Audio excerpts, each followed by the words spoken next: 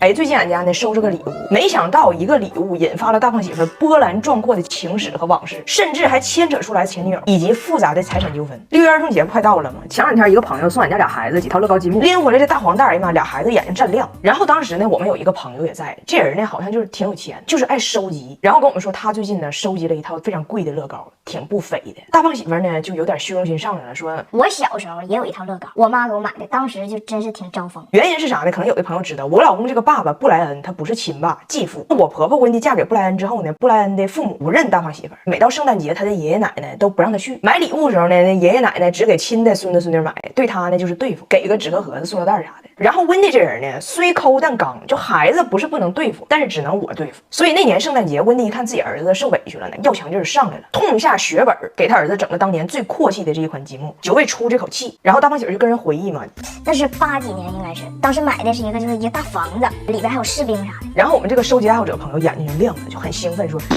该不会是1984年的那套国王的城堡吧？大胖媳妇也迷糊了，城堡，哎，好像有国王。那个人说，你呢可以看一看，如果你那套就是我说的国王的城堡，你拿过来，你出价。大胖媳妇说，我还不一定卖呢。结果那人前脚刚走，大胖媳妇开始查手表了，越想越觉得自己那套就是国王的城堡。下午还查手表呢，晚上已经开始查海景房了。告诉我你买2个加湿器，适应一下亚热带海洋性气候，准备在三亚整套房。你说人这玩意儿就是命，你说谁能想到我38了，用你奶话说奔50的人了，活到今天居然可以啃老了。然后这一天心情就贼好，本来大胖媳妇这些年也特别爱买这个乐高的大黄袋子，今年6·1之前心情特殊，自己出钱给孩子挑了好几套乐高积木。他认为啊，自己的灵气逼人，多少是有点当年乐高刺激用脑的功劳在里面的。爱拼才会赢嘛。然后他顺利成为富二代之前呢，就面临着一些遗产分割。他不是想让他妈温蒂8月份来的时候把这个国王的城堡带过来吗？告诉他妈说把我小时候所有玩具都带着，飞机托运我花钱，反正也要买飞机了。然后他这俩妹妹呢就不同意，大胖媳妇就咋说也不听，说我把厨房家电什么都给你，不行。最后给他急的，跟他妹妹说就是房产我都可以让一步，我只要童年的记忆。然后呢，前天温蒂就爬到地下室去找这套国王的城堡去了，然后告诉俺说不好意思没找着。大胖媳妇说怎么可能没找着呢？你啥时候扔过东西呀？然后温蒂呢就偷摸给我打了个电话，说咋回事呢？就他以前吧有个前女友叫索菲亚，他俩分手了以后呢，我儿子不就去中国了吗？这索菲亚呢没事还来俺家跟我唠唠嗑啥的。完前2年呢人结婚了，怀孕了，我寻思得给点啥，我就把那套积木给他了。当时也没寻思这事儿对我儿子这么重要啊，就谁能想到他这么在乎这个童年的记忆呢？我听完呢，我也就没瞒大胖媳妇，我就如实跟他说了。我第一次看到一个人啊，就视觉上变白了，问我啥意思？我说啥意思？就直白的说呢，就是你吧，把该继承的房产给你俩妹妹了，把海景房给你前女友了，把2个月之后空手而来的妈妈留给了你自己。大胖媳妇给他妈打电话，你说你家里600多个塑料袋，9000多个易拉罐，你都不扔，你扔我的城堡。这2天我就劝他呀，我说跟往事干杯吧。他说我童年的记忆没有了。我说有，重新拼呗，爱拼才会赢嘛。大胖媳妇刚才就想起这事儿，依然很唏嘘，跟我说，你说我前女友该继承的房产、海景房、积木都是泡影。你说我最近啊，那走街上都直高气昂的，就是以为自己拥有了全世界，结果就我自己不知道，输的裤衩子都没了。这叫啥国王的城堡？我说你这个叫皇帝的新装，皇帝的新装。很多人都问我哈，就你老公这汉语一般呢，你不着急吗？我想说实话哈，我其实真的没有那么着急，因为吧，他只要能听懂一点，说明白一点，他就总跟俺家人争论。我其实反倒脑袋更大，其中最多的唇枪舌战呢，都发生在我老公和我奶之间。比如那回我爷我奶电饭锅内胆不被刮花了吗？我老公给他俩买的新的，让他俩换，我爷我奶坚决不换。最后我老公一气之下玩假摔，一屁股坐我奶电饭锅里头去了，给我奶电饭锅坐瓢了，扣不上了。最后没办法换的新的，谁都不吱声。但是不是所有问题都是可以用一个大屁墩就能解决得了的呀？你说咱有时候跟老人在一起，就有一些道理咱自己都掰扯不明白，你更何况那些从来都没听过他这些理论的外国人，而且很多外国人还都比较较真儿，完这家是个问呢。你比如说以前我跟你讨论过这个盗梦妖风的问题，就是说在咱们妈妈、姥姥、奶奶心中，门风、地风、穿堂风，风风索命，暖风、热风、空调风，风风作病，对吧？在他们心中，从酷暑到严寒，这个偌大的地球只剩致命的对流。但是我老公从小呢，他听到的理论呢是发烧了开窗吹风，拉稀了开窗吹风，生孩子开窗吹风，中风了开窗吹风。他们的理论是反的，打开天窗迎春风，治愈多舛小人生。我记得那年盛夏，我老公是为了凉快特意找这个对流风，跑到客厅地上睡觉去了。结果我奶半夜起来3回，给他关窗户，给他盖被，每次他都是大汗淋漓，硬给憋醒的。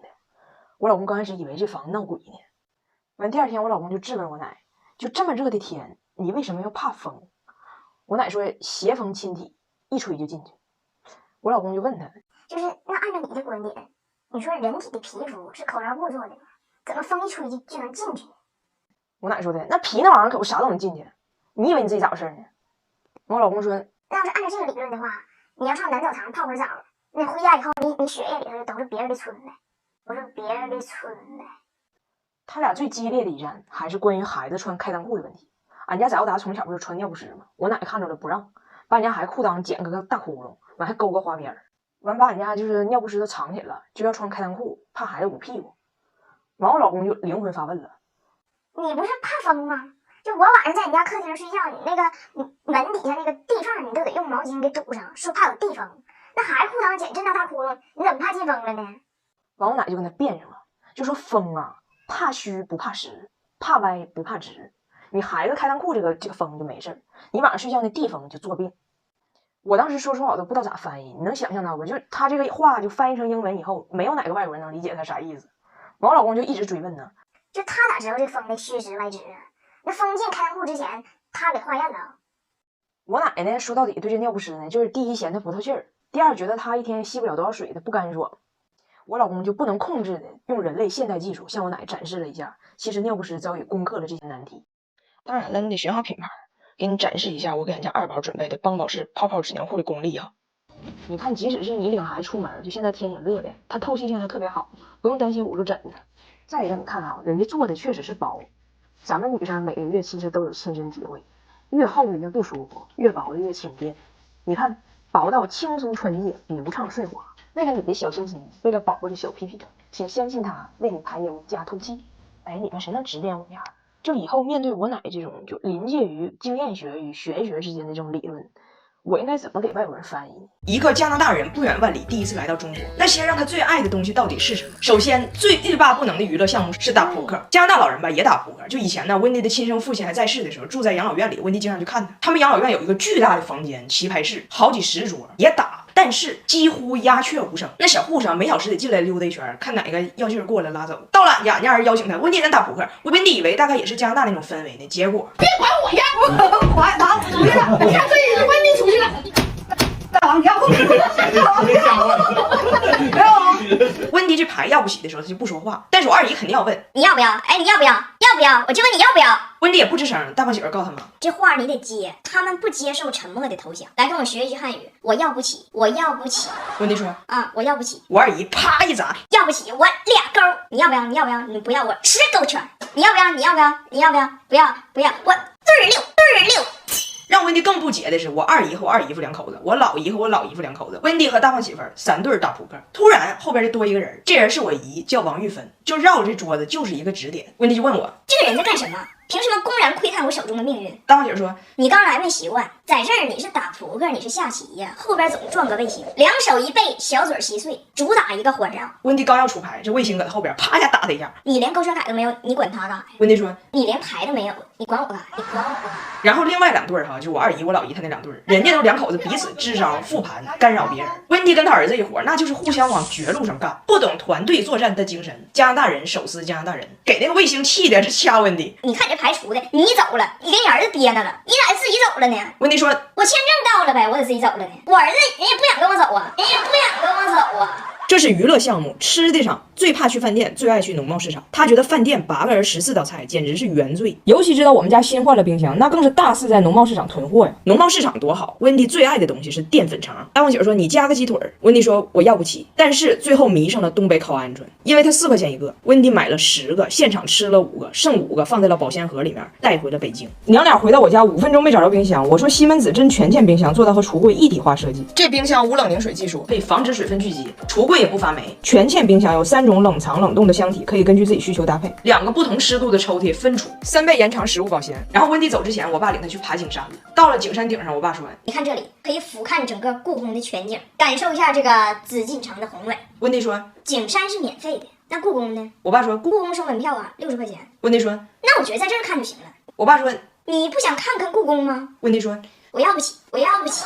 然后我爸给解释说，你知道吗？景山当年这个崇祯皇帝啊，以前也住在故宫里，后来这个清军来了，他就被逼到了景山上，回头啊再看了一眼故宫，然后就了结了自己的一生。温迪说，因为故宫管他要门票啊，他也要不起，他也要不起。